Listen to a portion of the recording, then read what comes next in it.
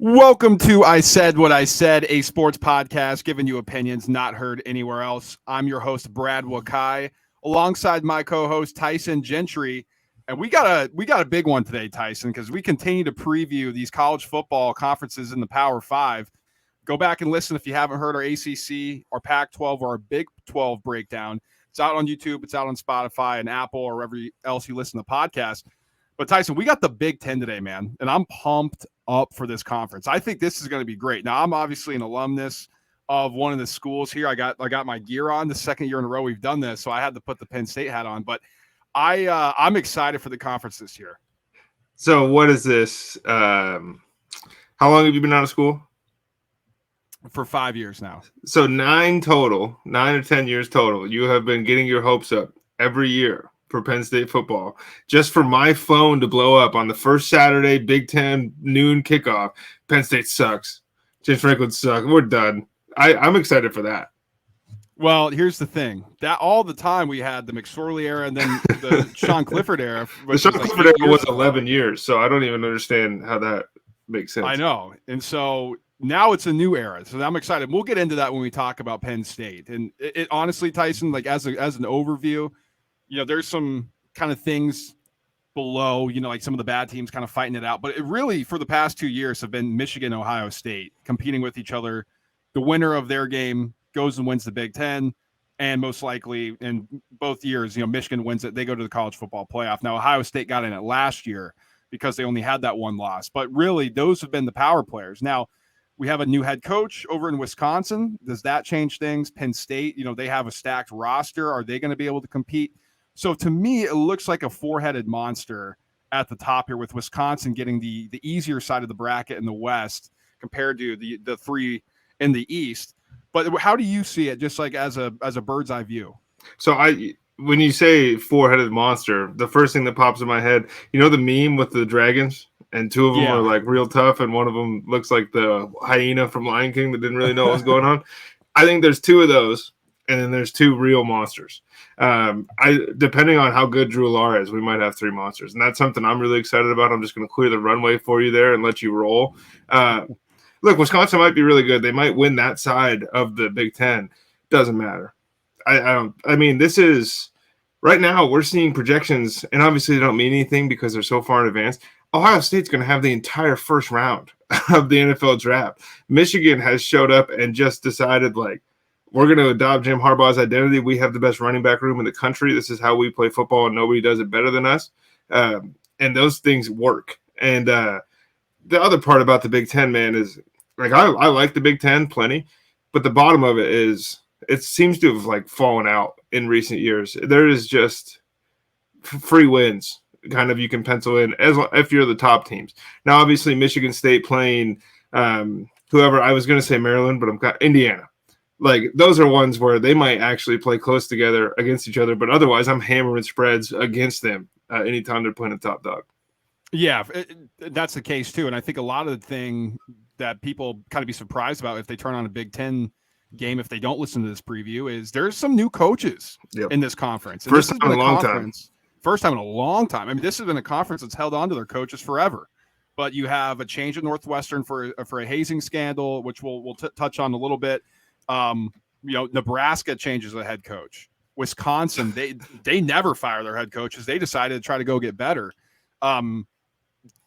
There's potentially some people who could be on the hot seat after this year if it doesn't go well. So we could see a complete change here, Tyson, as we welcome USC, UCLA, Oregon, and Washington into the fold next year in 2024. Because like you said, you can't get off on the wrong foot in the new conference with these 4 new teams coming in. We talked about that a little bit in the Big 12 where, if you're not performing, we got to go make a change and get somebody in here because we can't be Cellar Dwellers in a 18-team league. Talking to you, Iowa. Let's start with Ohio State here. Oh man, we'll talk about them. There's some Iowa interest here, but let's start with Ohio State. Now they're still the favorites to win this conference. Surprisingly, I think to a lot of people over Michigan, who has a completely stacked roster. But in terms of Ohio State, now you said it, they have a ton of talent on this team, both offensively and defensively. The biggest question mark about the Buckeyes is Kyle McCord is now stepping in. This is the first time they haven't had a returning starter in a couple years. Now, They had Justin Fields, NFL draft. Then they had CJ Stroud. He was there for 2 years, NFL draft. Now they have Kyle McCord. And there's rumors circulating around Columbus that Ryan Day prefers the backup potentially to McCord. Now, McCord's a talented guy. He's a 5-star athlete from Philly.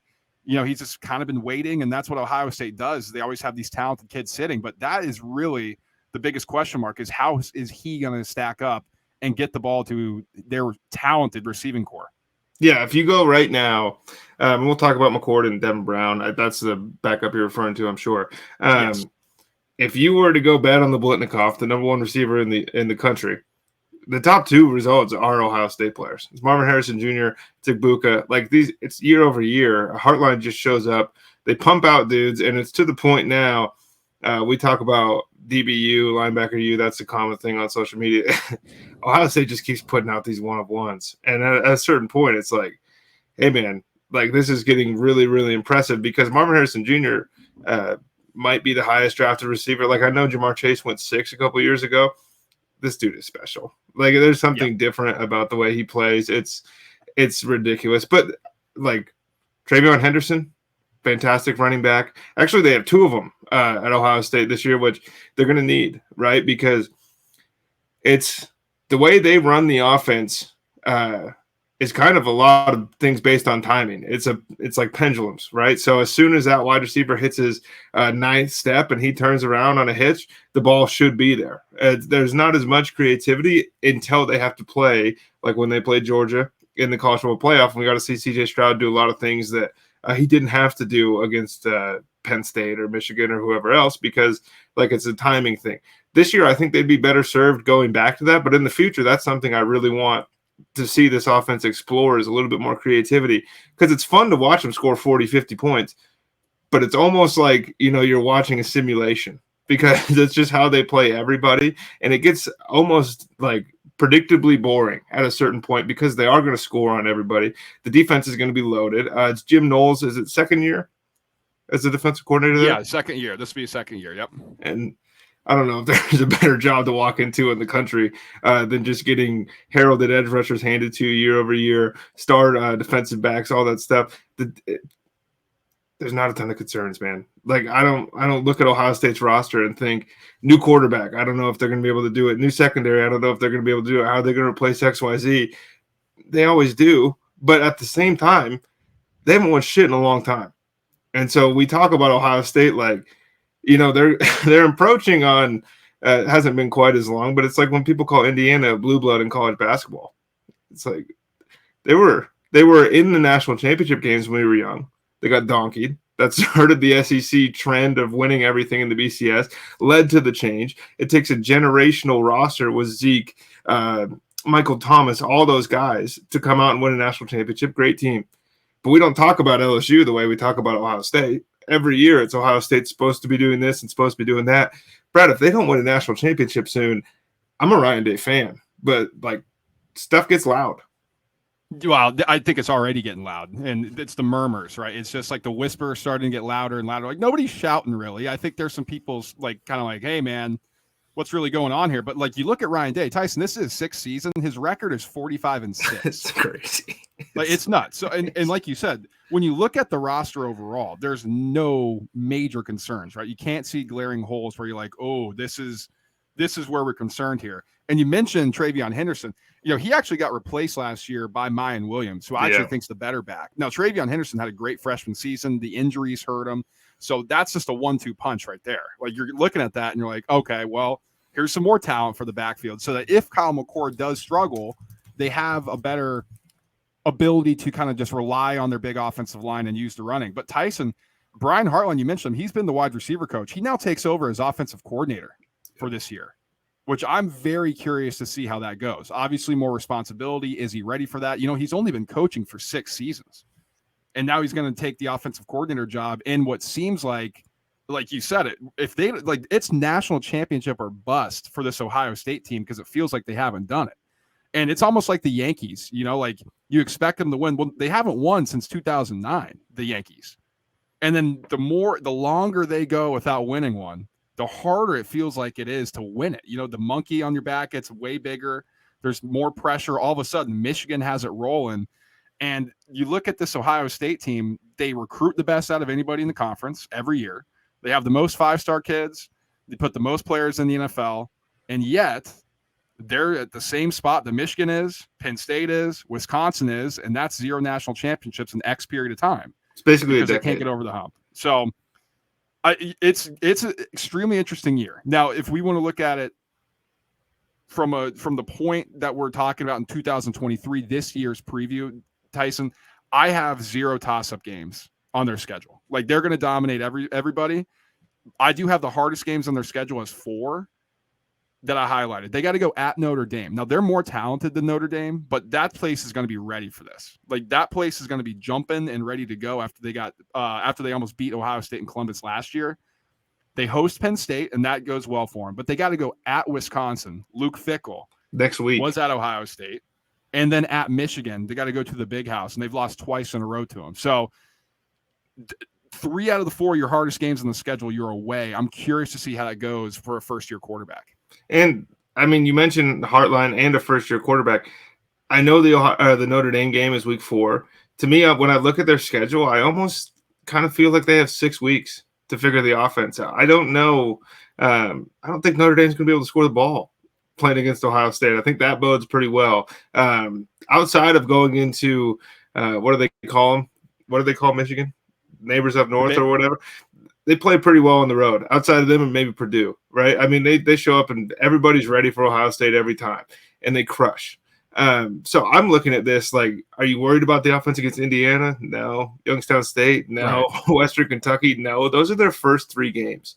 And then you go to Notre Dame. Hopefully you figure something out. If you haven't, play Maryland the week after that. Play Purdue the week after that before your tune-up for Penn State. Honestly, if there's a game they're going to drop here, I'm kind of looking at that Wisconsin game because it comes the week after or the next game after that Penn State game. I think one's on the October 21st, one's October 28th. And so that's a tough turnaround because that is going to be emotional, especially if Penn State's undefeated. We're talking college football playoff implications resting on that 1 week, at least the way the country is going to feel. And we'll get into Penn State, but they're going to have some shit for people this year. It's going to be great. So let's get into Michigan too, because they've won the Big Ten 2 years in a row. And yet this year with all that talent back, the odds makers have them second to win the conference. Feels a little disrespectful to me. I'm not going to lie to you, but at the end of the day, we just talked about Ohio State. There's not many holes. And when it comes to Michigan this year, Tyson, there's not a lot of holes. They return J.J. McCarthy, who's going to be a first-round draft pick in the NFL whenever he goes out. You know, you look at his stats last year, they don't blow you away. Like 2,700 yards, 22 touchdowns, 5 picks, 306 on the ground, 5 touchdowns, 64.6 completion percentage. So it's good. But first-year starter, you're like, okay, I can understand that. But this is where it gets crazy. And Jim Harbaugh has already been puffing out his chest. They're 5th in the country in returning production, with 81% of their entire team on the offensive defensive side of the ball coming back. That's 4th on the offensive side with 84% back, and 16th on the defensive side with 78% coming back. Like this, Jim Harbaugh said they're going to break the Georgia record for the most players drafted in a single NFL draft in this upcoming NFL draft. So, I mean, if you can listen to what he's saying, I mean, he's telling you this is probably the best team that he's ever had at Michigan. I mean, it feels like it. 7 starters return on defense on a unit that was really good. They've had, if not the best offensive line in the country, one of for the last couple seasons. They lose some pieces there. What do? Hit the portal. Get guys that are going to plug and play. You're good to go there.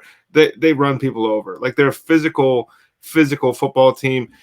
The only issue that I see for Michigan in winning a national championship is it just – you mentioned it feels disrespectful. It almost doesn't feel like people are – even when they're winning, it doesn't feel like they're taking all that seriously as a true threat to whoever really comes out of the SEC, which has been Georgia. Yeah. But if that was Alabama, I don't think anybody's really thinking that Michigan's going to walk in and beat them. I don't know if on a neutral field last year what the line would have been set at, because it doesn't look the same. Like, they move at a slower pace. They play. It looks when you're watching on TV, it looks like they're playing slower than the SEC guys. And that's not true, right? That's just it might be the uniforms or however else, but it just doesn't feel like the same thing. And so whenever Michigan is pumped up like this, I think it's people's kind of natural instinct to be like, Well, I don't know. I mean, they lost to TCU. Like, are we really taking them seriously? Disregarding the fact that they beat Ohio State's ass right before that, and everybody is like Ohio State could win the national championship this year. I think Sportsline and a couple other pretty big media outlets have Michigan as their national champions, but for the general public, I get it. Like, I understand where that's coming from because it doesn't look the same. Even when they're moving at 1,000,000 miles an hour, they look slower. Jim Harbaugh was going to be suspended the first 4 games. That was revoked, so he'll be on the sidelines. I mean, obviously there's some stuff to clean up there just regarding – I mean, who knows who's even in charge of this thing anymore? The NCAA or is it the conference presidents, like the commissioners? I mean, like, who knows? So he'll be there. Hardest games that I have for Michigan this year, they go at Michigan State. Now, they're obviously more talented. That game gets funky every single year, and especially when they're going to be at Michigan State. It's probably going to be cold. Like, who knows what's going on?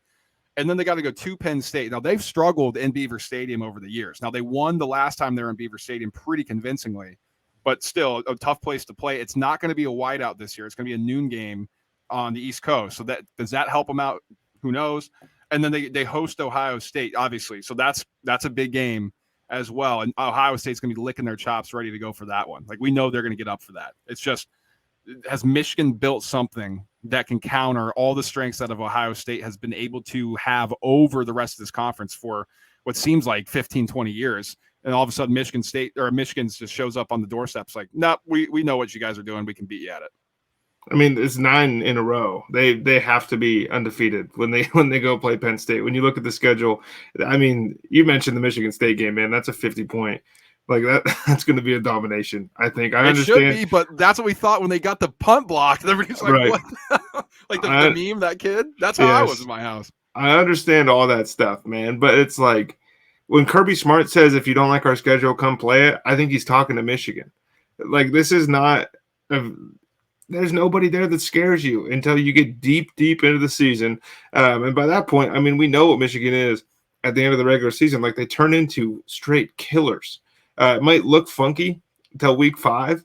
And then all of a sudden, like remember last year, it was always, man, they're barely beating these guys at halftime. And then they won by 50. They're going to be able to do that as much as they could be losing in halfway through the fourth quarter for the first 9 weeks. And they're still going to be able to come back and beat these teams. Again, the Big Ten is and will always be an end of season conference. And we'll see how that works with the new additions next year as far as things getting thrown in. But like, the big dogs are going to be able to eat until they have to play each other.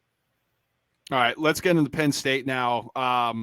Like you said, we teased it off the top. You know, I've been bought into Penn State before with teams. I've never been more bought into a team than this team right now. I'm just telling you. Now, I cover Penn State for Nittany Lions Wire, so I may have a little bit of bias just based on all the stuff I've been reading over the summer. But, Tyson, I'm telling you, this team is freaking stacked, man.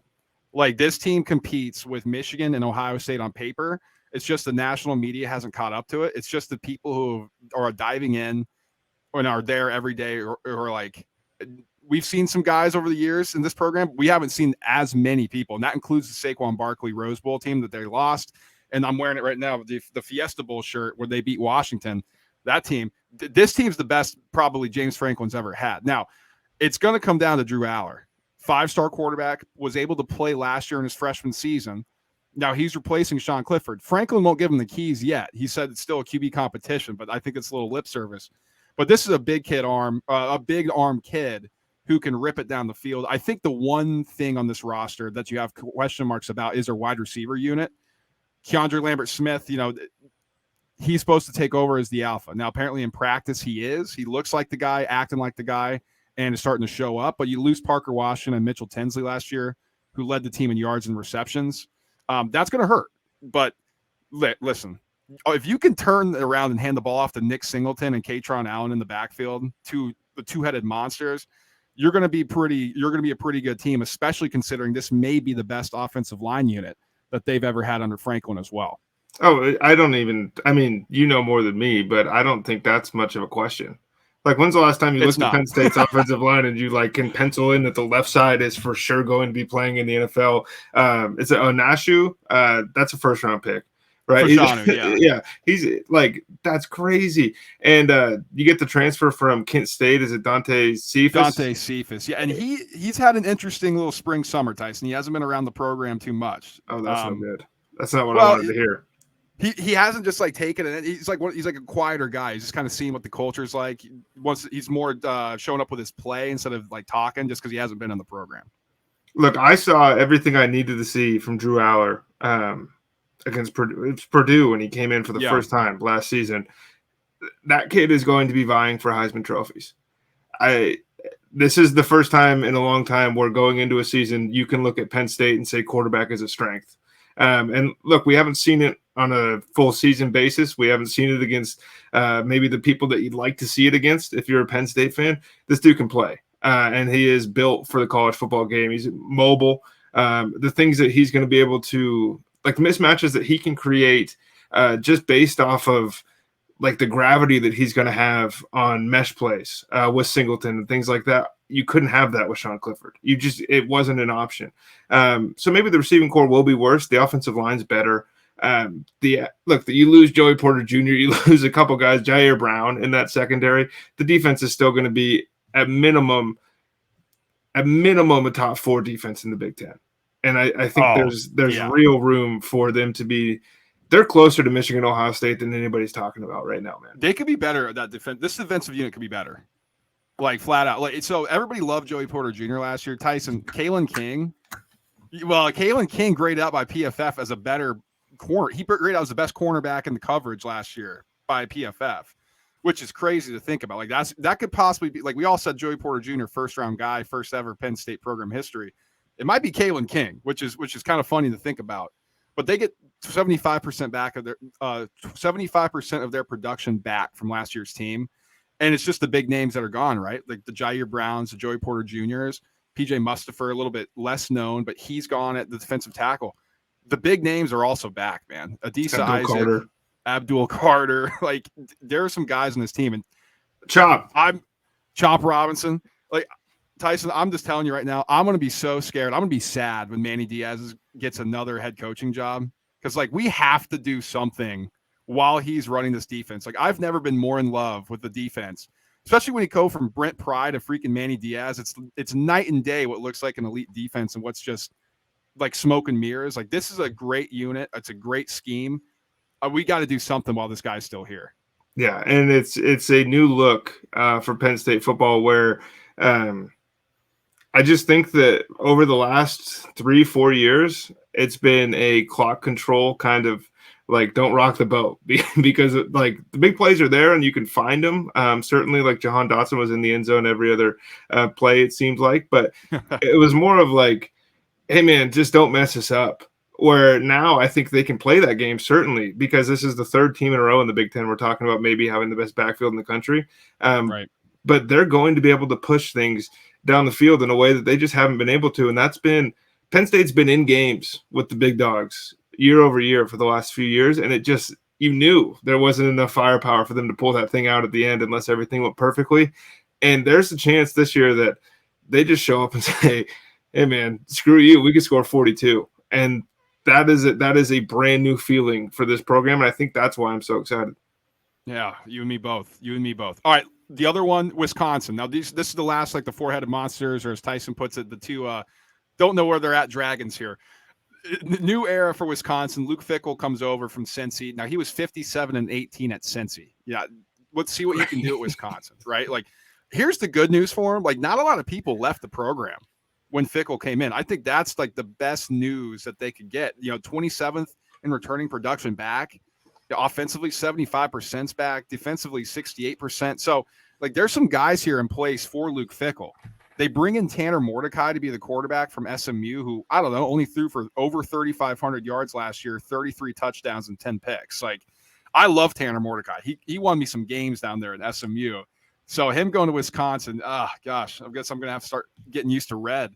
But this is a really good football team, a really solid football team. My question mark is, with Phil Longo coming over as the offensive coordinator, they're going to get away from wanting to run the ball and pound the ball and be more of this modern offense. do they have the guys in place right now to be able to make that transition in one offseason? That's my only concern about Wisconsin, because other than that, they're going to dominate the West. They're going to be in the Big Ten championship game, barring anything unforeseen, because I think they just have the best talent on that side of the bracket. Well, that and the other part is, like, if you're Wisconsin, like, you have one chance if you're Luke Fickell to prove that you're here and you made it in the regular season. And that's the Ohio State game, because nobody's going to give a shit if they beat Iowa. It won't matter. It doesn't matter if Iowa is 7-0 or 6-0, however. I think it's 6 going into that game. They're expected to win that football game. They have one game on the schedule of real meaningful implication for them. They could finish as a one-loss team, play in the Big Ten championship, and be sitting at 7 in the college football playoff ranking if they aren't able to win that. I think they're going to have some juice. You mentioned Phil Longo coming over.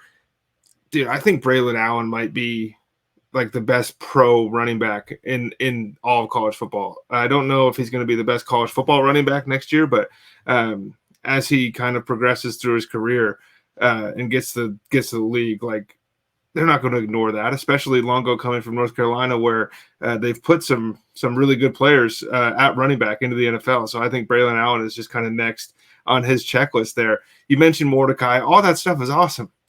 It's really hard to show up first year, brand new program, somebody else's guys. Like, these aren't Luke Fickell guys. If you're a player at Wisconsin and a new coach shows up and everyone's thinking, oh, we should transfer, and then you look and see he put more players in the league from Cincinnati than you've had go from your Big Ten school since he's been there, you're not going anywhere. So it's going to be a situation where they're going to have a ton of juice. They're going to be ready to roll. They're going to show up. They're going to dominate Buffalo to start. They're going to beat the shit out of Washington State and Georgia Southern, and everyone's going to get excited. If they don't beat Ohio State, then, like, that's it. So to me, that's why I don't really view them as a powerhouse here in this conference, because I don't think that if they have to finish undefeated to make the playoff. Let's get to the middle of the pack teams, and normally we do a breakdown of some of it. It's just the Big Ten's just not as interesting in the middle. And you mentioned Iowa. I don't know if people have been paying attention to this, but there's been the gambling thing for Ohio State and Iowa. They're college athletes, so that's something that they're kind of have to navigate. And even further than that, it's interesting because the offense has been so bad. Now Kirk Ferentz is the head coach. His son Brian is the offensive coordinator, and in his contract that he just signed, that he has to improve the offense by X amount, whether it's points per game, yards per game, I forget exactly what it is. This season, their dad's going to have to fire son. So that's not good, but they get Cade McNamara in from Michigan, the transfer. It's going to be a major upgrade over Spencer Petras, so just keep that Isn't in that mind. crazy? It is. Just quickly here, Minnesota, Tanner Morgan, I mean, he was in school longer than Sean Clifford. He finally graduated. They got they don't have a ton of production back. I'm curious to know how this goes for Minnesota as they start Ethan Kaliakmanis, the Greek guy there who's been in the program, but we'll see what's going on. And I think Maryland and Nebraska, two very interesting teams in the middle. Maryland returns Talia Tagovailoa. The rest, this feels like it's going to be the best program that Mike Loxley's had. And on the other side with Nebraska, you get Matt Rule, who's a major upgrade over Scott Frost. But this thing is a mess. It's going to have to be a turnaround. I mean, just some quick thoughts here on these teams in the middle of the pack.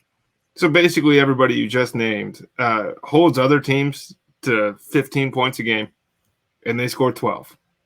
And that's Big Ten football, baby. And Minnesota's defense last year was awesome, but this year they draw Ohio State and Michigan in the crossover section. I'm excited for Maryland. Maryland is different, I guess, than everybody else because they're going to try to score 40 on you. Every year it's is Maryland's new receiving core the best in the Big Ten? It doesn't even matter who's there. It just seems like year over year, even though sneaky outside of Ohio State, it's kind of in Minnesota. For really good wide receivers over the last couple of years. But Maryland's defense has to be better. You don't get by in the Big Ten allowing five yards of play, and that can't happen. And then on the Iowa thing, dude, those numbers mean nothing. To improve an offense that scored 17 points a game to if you improve them 10% and you score 19 points a game, you hit your marks. So basically the Ferentz family requirements here are just don't be the worst in the conference on offense and you get to keep your job. you basically are guaranteed to have a better offense with Cade McNamara, Caleb Johnson. Obviously, you lose Jack Campbell, Riley Moss. I think they have another corner on the preseason All-American list this year. Every year, Iowa's going to turn out some defensive studs, but Sam Laporta, the tight end too, it's going to start for the Lions. These are the teams that when you start watching college football at the beginning of the year, these teams will be playing at the early kick. So you become very familiar with these programs, with these players, and they all have great pros, man. I mean, John Michael Schmitz was an All-American that just got drafted, basically going to start at center as a second-round pick coming out of Minnesota. Outside of, like, you have to be watching specific position groups from these teams to really be, like, locked in and excited to watch a Minnesota football game or an Iowa football game unless you have money on it. And I don't want to be disrespectful to Illinois either. Like, they had a great season last year. They just lost so much. So I was going to put them in Cellar Dweller, but I like Brett Bieniemy. No, Bielema. Brett Bielema. Bielema, yeah. I was thinking Eric Bieniemy. Brett Bielema. I think he's done a great job since he's taken over for Illinois. So I don't want to be disrespectful and put him down the Cellar Dweller. But they just lost a lot, and I'm curious to see how he rebounds. Like, is it, okay, we have a ton of talent, so we're going to have a great couple of years and it falls apart, which has kind of been his MO in the past? Or is he actually starting to build a program here? So I want to keep an eye on them as well. Let's get into We should talk real fast about Nebraska and Matt Rule, because what do you expect from him year one? Because his first years at Baylor and Temple combined 3-21 record to start his tenures there.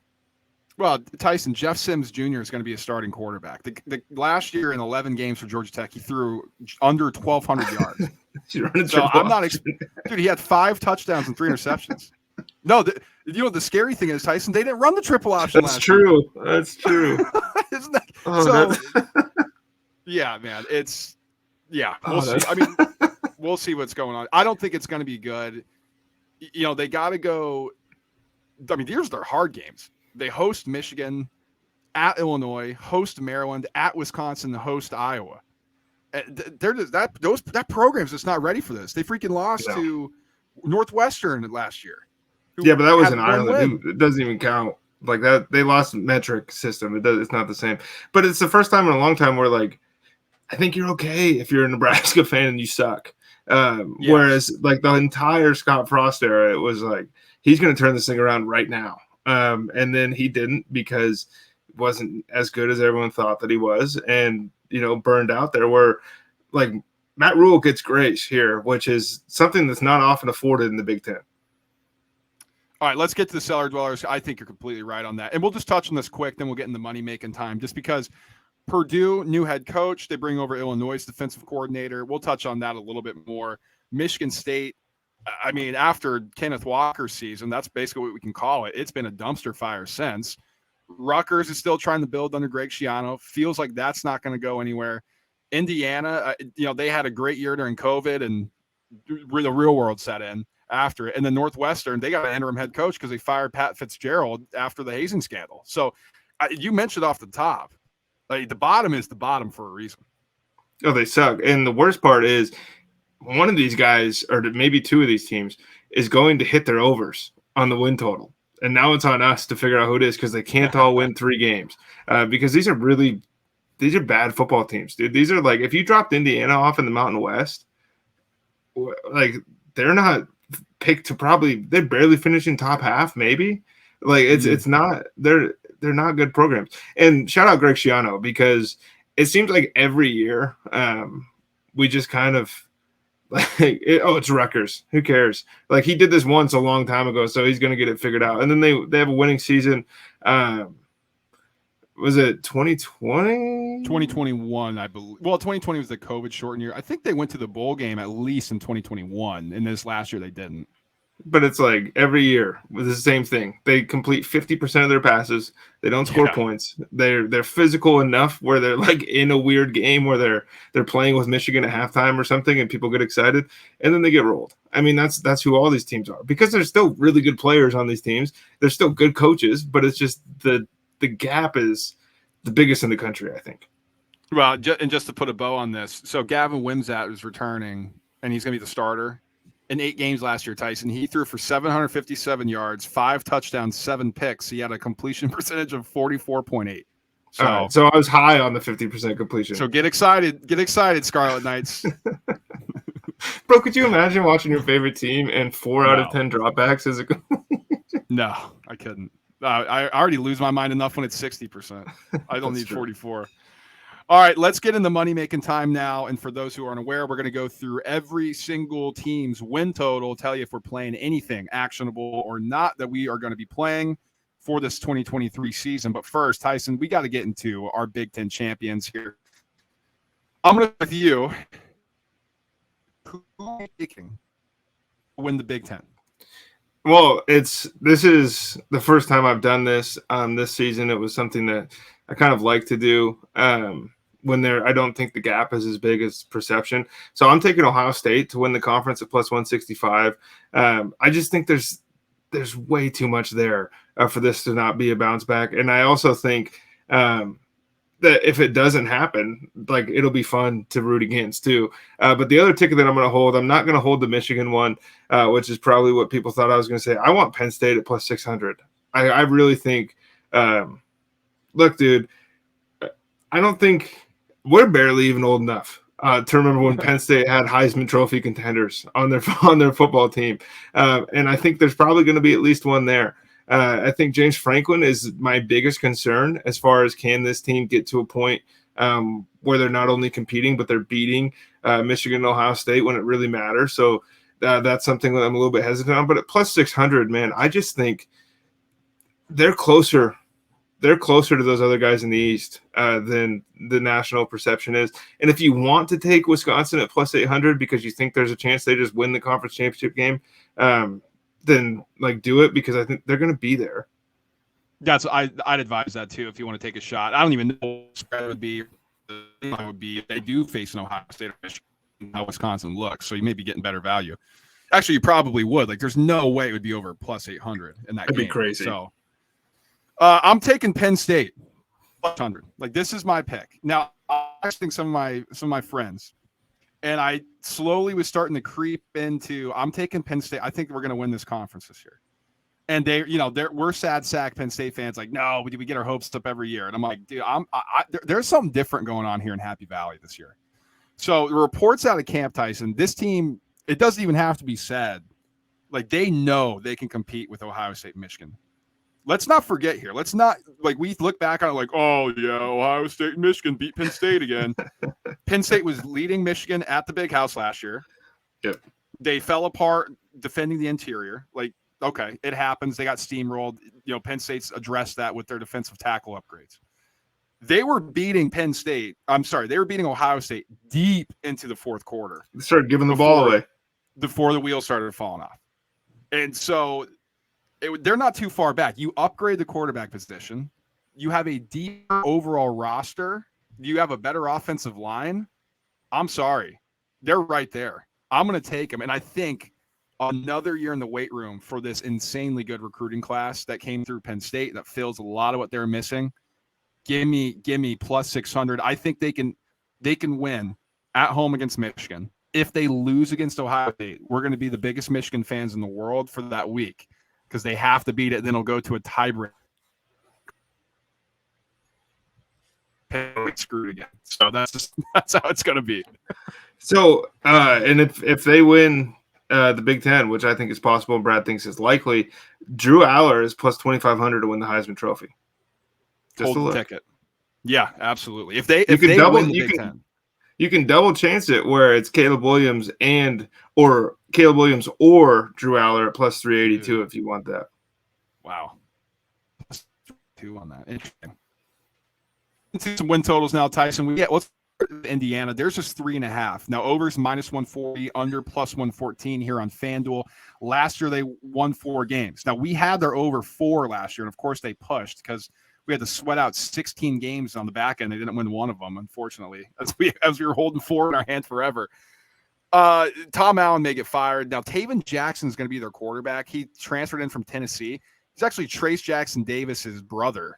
Isn't that the weird? Basketball star there. Yeah, it's pretty cool. Host Ohio State, at Maryland, at Michigan, at Penn State, and host Wisconsin. Just a gauntlet of a schedule but their non-con is Indiana State, new coach at Louisville, their old friend Jeff Brom, who was at Purdue, and then Akron. You're going to have to get some of these games early. That's for sure. I'm taking the under on Indiana here at plus 114. I think Indiana might be the worst team in the conference. Look, dude, like Taven Jackson, cool, didn't really play. Christian Turner coming in from Wake Forest to run the ball, didn't really play. They returned 2 starters on a defense that was horrible last season. And then you mentioned 2 wins in the non-con. But I think Louisville is – we talked about this. I think Louisville is getting a little they're going to have some sneaky juice this year. They're just going to be better. Like Walt Bell is going to be dialing up plays to beat Ohio State or Michigan or whoever else. You're not beating any of the big guys. So look, we're going to know real quick with Indiana whether they're going over or under, and I just don't think this team's very good. Stay away from it. My brother went to Indiana. I want to root for him. I can't do it. Like we took them last year. They almost did it for us. Sitting at 3.5, you think I go back, but minus 140. I think this team's worse than they were last year. I'm going to stay away. Here's one. Maryland 7.5. They went 8-5 last year. Again, we highlighted Talia Tagovailoa is back. They're 65th in returning production. 64% of that offensive production is back. 63% of their defensive production is back.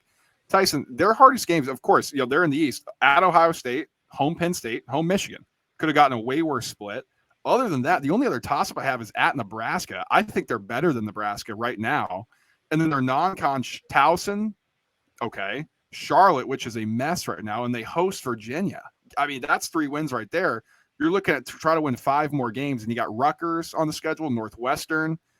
I'm taking the over here. Give me over 7.5 here, baby. Let's go Terps. So we have our first Big Ten version of a squad right here because I'm with you. I think 8 wins is likely. I think they could push. They're not going to win double-digit football games, but look, man, when the book gives you minus 110 and you have conviction, you got to go one way or the other. It's no fence sitting when it's minus 110. If it's minus 170, we stay away. But at that number, I'm fine. Yeah, which makes it, they're telling you, oh man, we don't know. They can win 7 or we can win 8. Well, we're telling you that we think they're going to win 8. That's our conviction here. Moving on to the old Michigan Wolverines, win total 10.5. Now there's a little juice here in the over, minus 148, under plus 120. They went 13-1 last year. Now they went 13-0 in conference, or in 12-0 regular season, 13-0 in the Big Ten championship game. So you have, if you look at it, you can play around a little bit. They go 12-0. They can lose to Ohio State, Tyson, and hit this over. Are you going to play anything with Michigan? No. Basically, what I'm looking at when I look at Michigan, so I mentioned we'll just run through the schedule real quick. Beat East Carolina, beat UNLV, beat Bowling Green, beat Rutgers, beat Nebraska, beat Minnesota, beat Indiana, beat Michigan State, beat Purdue. I don't know if they're going to beat Penn State. They're going to beat Maryland, and I don't know if they're going to beat Ohio State. And so I have 2 I don't knows on there right at that number, all right? Because if they beat Penn State and lose to Ohio State, they hit it. If they lose both those games, and if Penn State is as good as we think they're going to be, I don't want to touch this. I also have some sort of aversion to rooting for Michigan. I've had it since I was little. I don't know when I contracted it. I'm not really a Michigan hater. I don't know anybody that went there. But look, man, not my cup of tea. I don't want to watch them.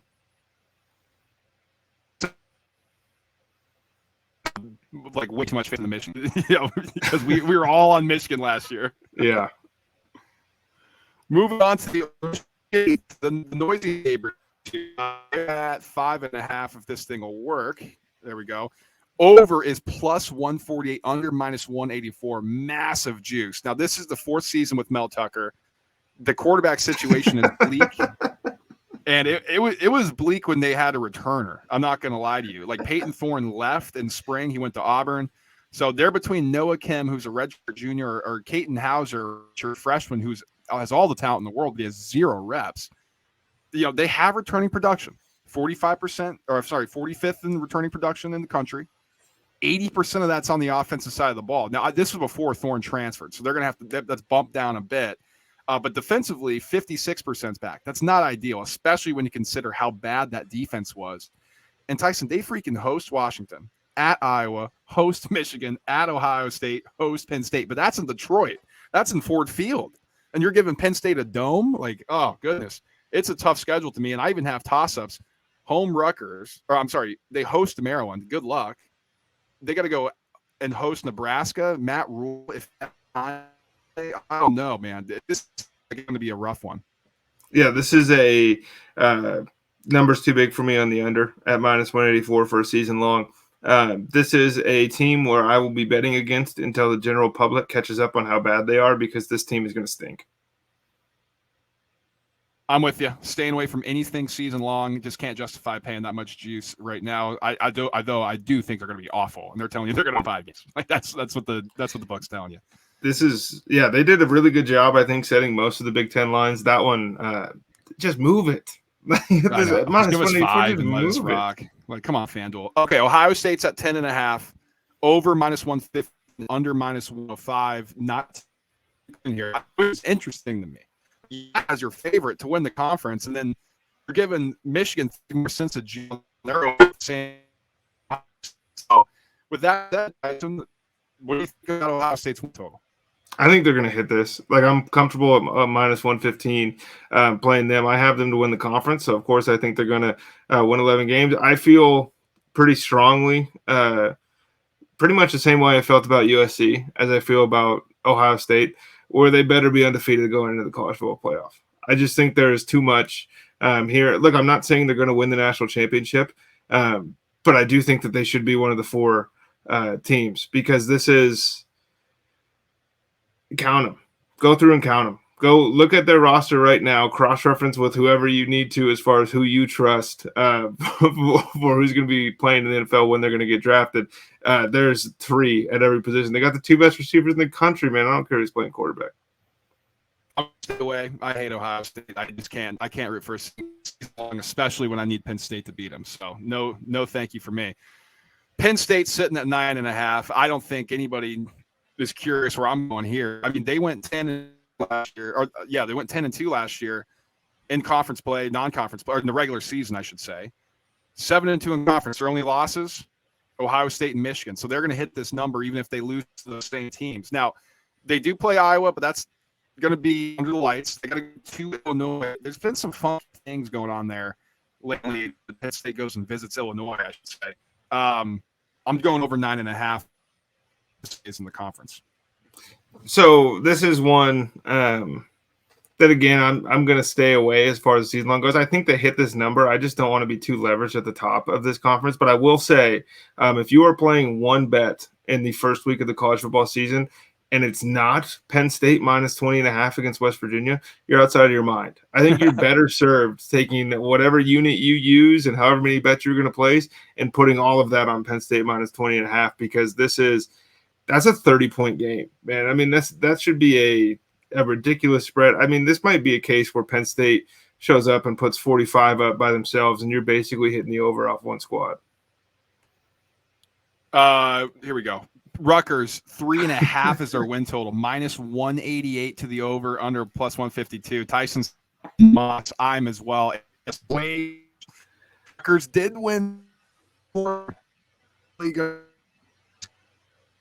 Return for something that just I don't know if it's going to get there. Is too much for me. No, I mean, you might be better served picking them to win 3 games.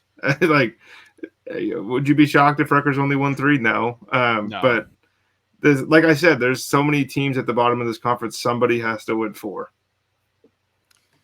Illinois 6.5. Now this is interesting to me because they were really good last year, and they're on the western side of the bracket. Overs minus 118, under minus 104. Now they get Luke Altmaier at quarterback. He's an Ole Miss transfer. Just didn't work out for him there. But Tyson, this is Bielema's 3rd season. He's had 3 different starting quarterbacks. Tommy DeVito was good for him last year. He's gone. 71st in returning production, 64% of that's on offense. That's middle of the pack. 62% of defensive production's back. That's middle of the pack in the country. They host Penn State. They got to go at Maryland, host Wisconsin. That's their hardest games, though. Toss-ups, they got to go to Kansas, go to Purdue, host Nebraska, at Minnesota, and you got hosting Indiana, hosting Wisconsin, hosting Northwestern. Now, those should be wins, but I just don't know what this team's going to look like. Like, are you going to play anything on Illinois? No. And you mentioned Kansas, and I think that's going to be a really fun one. Illinois loses Devin Witherspoon and Sidney Brown who were their two best players in the back half of that defense. Two best players probably on defense last year. Losing DeVito and Chase Brown on offense obviously hurts, but granted, the Big Ten isn't always like aware that the forward pass is an option, so they might be okay losing a couple of those secondary members. But I mean, 6.5 feels so low for a team that won 9 games a year ago. But it also feels like maybe it's a pretty good number. Yeah, I agree. I'm staying away as well. Unfortunately, Tyson, I'm not going to be able to take an under on Iowa this year because FanDuel doesn't have them up because of the gambling scandal. So that's unfortunate. So I had to put that here. And again, those who aren't aware, just go read about it. Like, we're not going to get into it on this podcast necessarily. There's still a ton of details yet to come out. And we talked about them a little bit more in depth. Like, they have to improve their offense. We got to see about their defense because, Tyson, only 49% of their production's coming back. And everybody always says, well, I will figure it out on defense. What if they don't have any guys? You know what I mean? Like, what if they just don't have any dudes back? And Tyson, their hardest games at Iowa State, at Penn State, at Wisconsin. But that's really it. So honestly, FanDuel, they might have saved me a little cash by not being able to bet on the under Iowa this year. Oh, we would have taken the over and we would have hated ourselves immediately. Aren't they still top 25 too? Like preseason top 25? AP poll has them top 25. Coaches poll doesn't. Minnesota is sitting at 7.5, over plus 130, under minus 160. Now, we touched on it a little bit. New quarterback, Ethan Kaliak-Manis. He was the backup last year. He did appear in 11 games, so he had some reps. You know, Tanner Morgan was, kind of banged up last year. Yeah, not a lot of production's back. Yeah, exactly. They go to North Carolina, host Michigan, at Iowa, at Ohio State, at Wisconsin. Holy smokes, is that a gauntlet of a schedule? So for that reason, and then PJ Fleck, I don't know, man. Snake oil salesman, I'm taking under 7.5. I'm laying the juice. You're going to have to find some numbers here. I'm taking it. I'm with you. I mean, PJ's going to row his ass right outside of Minnesota after this year. This team, like, they have to win one of those 5 that you just mentioned for them to hit this number, and I don't see it. Nebraska over 6.5 wins is plus 114, under minus 140. Like we said, first year of Matt Rule, the hardest games, hosting Michigan, at Illinois, hosting Maryland, at Wisconsin, hosting Iowa. So get one team from the East. That's like one of the elite teams from the East in Michigan. They also go to Colorado this year early in the season, which I actually think is going to be a pretty interesting game just to see how Coach Prime does and then see Matt Rule. What are you thinking about for Nebraska? I don't love it at minus 140, but this has been the most profitable thing we've done on this show. Well, me. You haven't always joined me over here, but it's Fade Nebraska season. It will be until Matt Rule gets the stink off this program, dude. Like, there is – I don't want to disrespect anybody in the Nebraska locker room or in their program. They haven't had a fucking winner on that team since the 50s. And I'm not interested in, like, expecting this team to win 7 games. Like, dude, Matt Rule is 3-18 at programs that he starts. And obviously those aren't Nebraska. But he might have walked into more talent at Baylor than what he was left with here in Nebraska. Yeah, no, absolutely. And yes, no, we know that it wasn't 50s people. We may be young, but we know our history. 70s and 90s, we know of Nebraska people. Right. We know how sensitive you get. So they don't know how to look up podcasts. It's been way too long, man. Their fingers are frail. They're not so sure. You're not, but you're right. I have not joined you on the Nebraska train. It's bit me in the ass the last few years. I'm not doing it this year. I love Matt Rule, but I'm fading him in his first. He's going to figure it out. I think if there is a guy that they've brought in within the last 20 years, obviously, like the Leonard days and all that stuff was fun. They were good, right? And so we're talking shit here, but they were 8, 9, 10 win football team for a long time. But Matt Rule is going to figure it out. It's not going to look like Nebraska by the time he figures it out, right? I mean, it's going to be a brand new style of football that they haven't had to play really ever. I don't know what's going on here. Here we go. Northwestern 2.5 for those out there. Minus 144 for the over, under plus 118. Now, here's the thing. So I took Northwestern's over last year like an idiot because I just figured they were so unlucky in 2021 that they had to have some semblance of good luck come their way. So I took over 2.5 last year.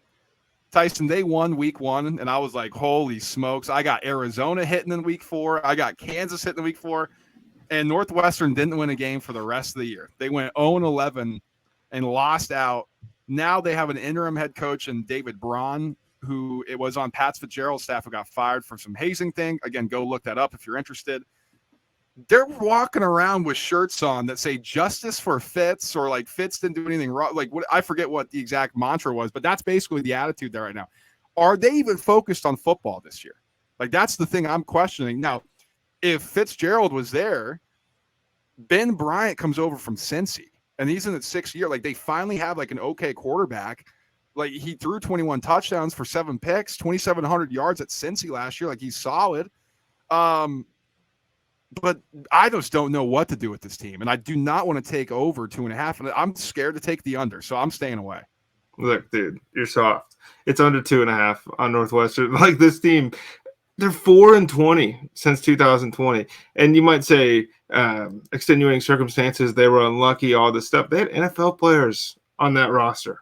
The defense that we talk about in Northwestern that never, ever goes anywhere has been trending in the wrong direction over the last 2 years. And now you bring in a new defensive coordinator who is going to implement his scheme, put his fingerprints on things, and now he has to do the entire head coaching job, right? I mean, it is a nightmare situation for a nightmare roster. Like, they're a bottom 4 roster in the Big Ten, and then you add on those other things. Look, I mean, dude, I'm not even going to be nervous if they win week 1. They could win week 2, and I'll be fine. Here's what I'm nervous about. Now I have to take it because I hit the graphic that said I'm on 2.5. So, I'm on it with you as well now. So thanks, Fat Finger. UTEP, they host UTEP. Host Howard. Tyson, that's 2 wins right there. They're not going to beat UTEP. I don't know if they won't, dude. Like, that's the crazy thing. They go to Nebraska. If Nebraska's horrible, I mean, first of all, it's Northwestern Nebraska. Is anybody going to be shocked if either of these horrible teams beat the other? Like, we could be looking like, oh my God, what did we do? But you know what? It's plus money.